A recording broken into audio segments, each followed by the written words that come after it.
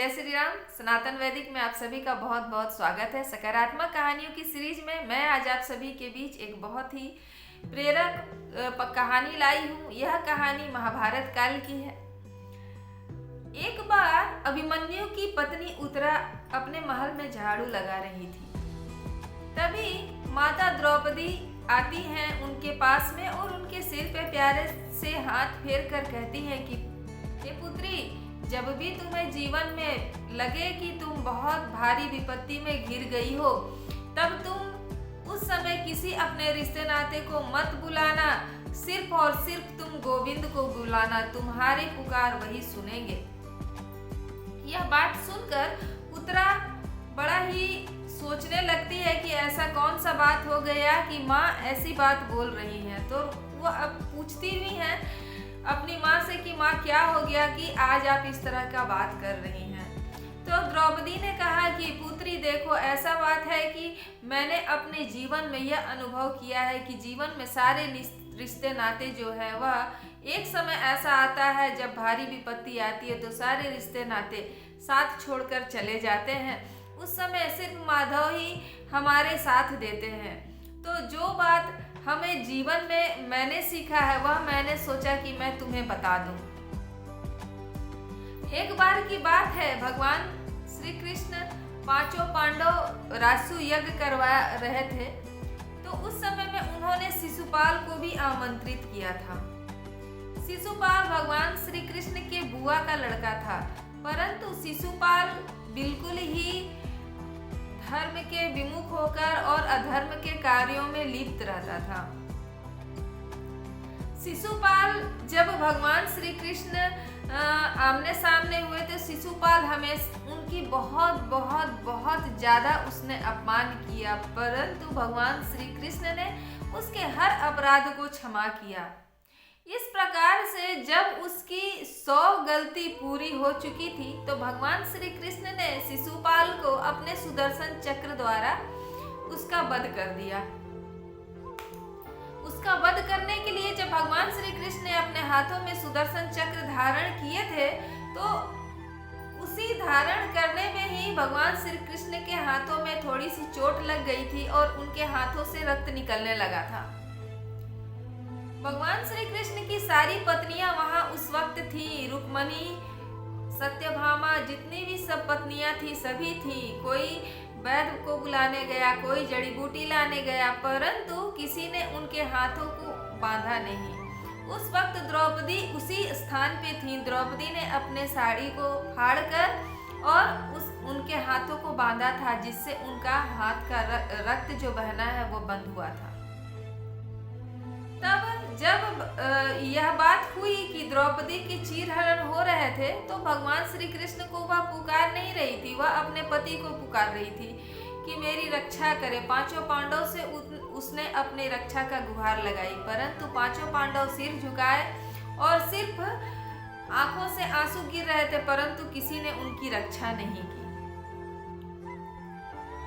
उसने द्रोणाचार्य से भी कहा, परंतु उन्होंने भी उनकी रक्षा नहीं की। उसने धृतराष्ट्र से भी कहा, उन्होंने पितामह भीष्म से भी गुहार लगाई, उसने सभी से गुहार लगाई, परंतु किसी ने द्रौपदी की एक न सुनी और किसी ने द्रौपदी की रक्षा नहीं की। इधर रुक्मणी भगवान श्री कृष्ण से कहती है कि प्रभु, आपकी सबसे प्रिय भक्त जो द्रौपदी है उसकी चीरहरण हो रहा है और आप कुछ कर क्यों नहीं रहे हैं। इस पर भगवान श्री कृष्ण कहते हैं अपने उसी बातों को याद करके कि जब मैंने शिशुपाल का वध किया और सुदर्शन चक्र धारण किया था तो मेरे हाथ कट गए थे। तो द्रौपदी ने अपने साड़ी के पल्लू को फाड़कर मेरे हाथों में बांधा था, जिससे मेरा रक्त का बहना जो है वो बंद हुआ था। मैं उसका कर्ज चुकाना चाहता हूँ, पर मैं जाऊँ तो जाऊँ कैसे, क्योंकि द्रौपदी तो मुझे पुकार ही नहीं रही है। मैं चाहता हूँ कि द्रौपदी मुझे पुकारे और मैं उसके एक पुकार में क्षण भर मात्र भी देरी नहीं करूँगा, मैं तुरंत उसकी रक्षा करूँगा। परंतु वह एक बार पुकारे तो सही।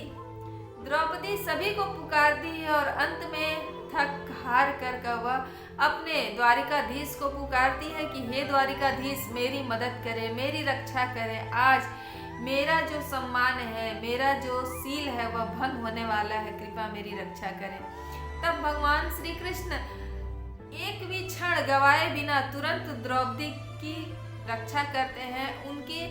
उनके जो थोड़ा सा जो उन्होंने अपने साड़ी के पल्लू को बांधा था, उसके बदले में उन्होंने 1000 गुना साड़ी उनके लिए, द्रौपदी के लिए दिया, जिससे कि दुशासन उनके साड़ी को निकालते निकालते थक गया, परंतु वह उनकी साड़ी को हर प्रकार से नहीं निकाल पाया। तो दोस्तों, इस कहानी से हमें यह शिक्षा मिलती है कि हम जीवन में कुछ भी करें, परंतु अपने जो केंद्र में भगवान श्री कृष्ण हैं और उन्हें ही रख कर यदि करते हैं तो हम जीवन के हर कार्यों में सफलता प्राप्त करते हैं। और जीवन में ऐसा नहीं होता है दोस्तों, जीवन है तो संघर्ष है, हर किसी के जीवन में संघर्ष है, संघर्ष का नाम ही जीवन है। ऐसा कोई व्यक्ति नहीं धरती पे बना जिसने जो कह सके कि मेरे जीवन में संघर्ष नहीं है। धरती पर तो जब प्रभु श्री राम आए उन्हें भी संघर्ष करना पड़ा, भगवान श्री कृष्ण आए उन्हें भी संघर्ष करना पड़ा। तो दोस्तों, जब भगवान भी इस धरती पे आए तो उन्हें भी संघर्ष करना पड़ा, तो हम तो इंसान है, हमारी क्या बिसात है। तो दोस्तों, संघर्ष जीवन में लगा रहेगा, परंतु हमें भगवान का कभी भी साथ नहीं छोड़ना चाहिए। हमें भगवान का हमेशा ध्यान करते रहना चाहिए, उन पर आस्था और विश्वास बनाए रखना चाहिए, चाहे जितनी भी घोर विपत्ति आ जाए। आपके दोस्त, आपके रिश्तेदार, आपके सगे संबंधी, यहाँ तक कि कई बार ऐसा होता है कि माता पिता भी वैसे स्थिति में साथ छोड़ देते हैं, परंतु हमारे जो भगवान श्री कृष्ण हैं वो बड़े ही दयालु हैं, वो कभी किसी का साथ नहीं छोड़ते हैं। तो दोस्तों, ऐसा नहीं है कि हम जीवन में कभी विपत्ति पड़े और भगवान हमारा साथ ना दे, हमारा अटूट विश्वास उन पर होना चाहिए। जीवन में सब कुछ करें, परंतु भगवान पर हमेशा भरोसा और विश्वास बनाए रखें, बिल्कुल वैसे ही जैसे एक छोटा बच्चा अपने पिता पर विश्वास बनाता है। जब उसका पिता उसे खेलने के लिए हवा में उछालता है तो वह बच्चा रोता नहीं है, वह बच्चा हंसता है। इसलिए हंसता है क्योंकि वह जानता है कि उसके जो पिता है उसे गिरने नहीं देंगे।